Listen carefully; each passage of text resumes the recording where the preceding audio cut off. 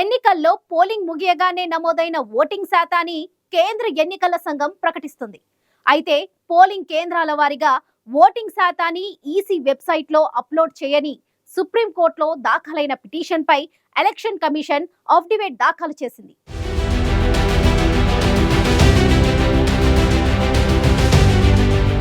Polling కేంద్రాల వారీగా voting శాతాన్ని ఈసీ వెబ్సైట్లో ప్రచురించడం వల్ల ఎన్నికల యంత్రాంగం గందరగోళానికి గురవుతుందా? సుప్రీంకోర్టుకు ఈసీ చెప్పిన సమాధానమేంటి?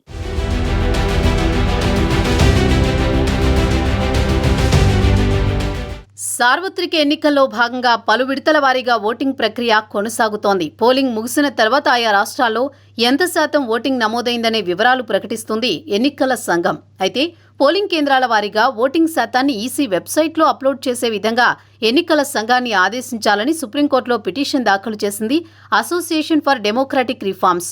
ఈ పిటిషన్ను విచారించిన సీజేఐ జస్టిస్ డివై చంద్రచూడ్ నేతృత్వంలోని ధర్మాసనం దీనిపై వారం రోజుల్లోగా స్పందనను తెలియజేయాలని ఎన్నికల సంఘాన్ని ఆదేశించింది. ఈ నేపథ్యంలోనే కేంద్ర ఎన్నికల సంఘం సుప్రీంకోర్టులో 225 పేజీల అఫిడవిట్ను దాఖలు చేసింది.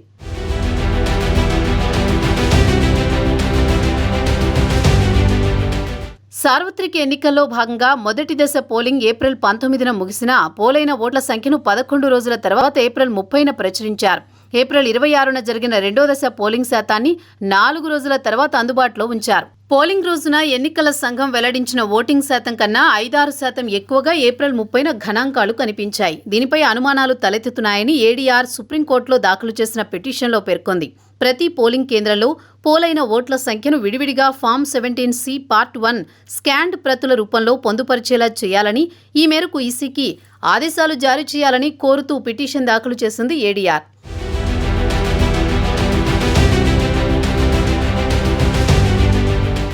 పోలింగ్ కేంద్రాల వారీగా ఓటింగ్ శాతాలను ఎన్నికల సంఘం వెబ్సైట్లో ప్రచురించేలా చూడాలని దాఖలైన పిటిషన్పై విచారణ జరిపిన సుప్రీంకోర్టు వారం రోజుల్లోగా దీనిపై స్పందన తెలియజేయాలంటూ ఆదేశించిన నేపథ్యంలో ఈసీ అఫిడవిట్ దాఖలు చేసింది. పోలింగ్ కేంద్రాల వారీగా ఓటింగ్ శాతాలను విచక్షణారహితంగా బహిర్గతం చేసి వెబ్సైట్లో ప్రచురించడం వల్ల ఎన్నికల యంత్రాంగం గందరగోళానికి గురవుతుందని పేర్కొంది. పోలింగ్ స్టేషన్లో పోలైన ఓట్ల సంఖ్యను తెలిపే ఫామ్ 17C స్కాన్డ్ ప్రతుల రూపంలో పొందుపరచడం చట్టబద్ధంగా లేదని పేర్కొంది ఎన్నికల సంఘం.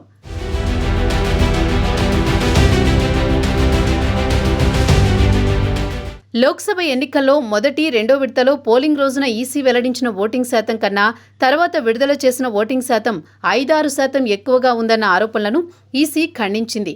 అవన్నీ తప్పుదోవ పట్టించే వ్యాఖ్యలుగా కొట్టిపారేసింది. తాము ప్రకటించిన ఓటింగ్ శాతంపై వచ్చిన ఆరోపణలను ఎన్నికల సంఘం ఖండించింది. అంతేకాదు పోలింగ్ కేంద్రాల వారీగా ఓటింగ్ శాతాలను బహిర్గతం చేయడం వల్ల వచ్చే సమస్యలను సుప్రీంకోర్టుకు తెలిపింది కేంద్ర ఎన్నికల సంఘం.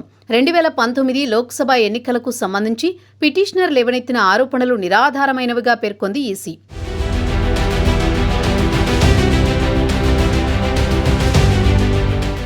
పోలింగ్ శాతం ప్రకటనలో హెచ్చుతగ్గులు, ఆరోపణలు మాత్రమేనని, అవన్నీ అనుమానంతో చేసినవే అని కోర్టుకు తెలిపింది ఎన్నికల సంఘం. పోలింగ్ ముగిసిన తర్వాత ఫామ్ 17C కాపీని పొందే అధికారం పోలింగ్ ఏజెంట్కు ఉందని, ప్రస్తుతానికి original form 17C copy strong రూమ్లో మాత్రమే అందుబాటులో ఉంటుందని తెలిపింది. ఇక ఫామ్ 17C కాపీని మరే ఇతర సంస్థకు ఇవ్వడానికి నిబంధనలు అనుమతించవని, పోలింగ్ కేంద్రాల వారీగా ఓటింగ్ శాతాలను బహిర్గతం చేసి వెబ్సైట్లో పెట్టడం వల్ల ఆ ఫోటోలను మార్ఫింగ్ చేసే అవకాశం ఉందని పేర్కొంది ఈసీ.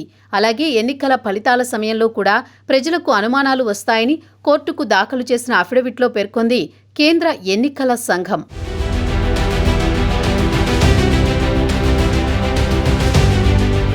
పోలింగ్ కేంద్రాల వారీగా ఓటింగ్ శాతాలను వెబ్సైట్లో ప్రచురిస్తే ఎన్నికల యంత్రాంగం గందరగోళానికి గురవుతుందని, అలాగే ఎన్నికల ఫలితాల సమయంలో కూడా ప్రజలకు అనుమానాలు వస్తాయని సుప్రీంకోర్టుకు దాఖలు చేసిన అఫిడవిట్లో పేర్కొంది ఎన్నికల సంఘం.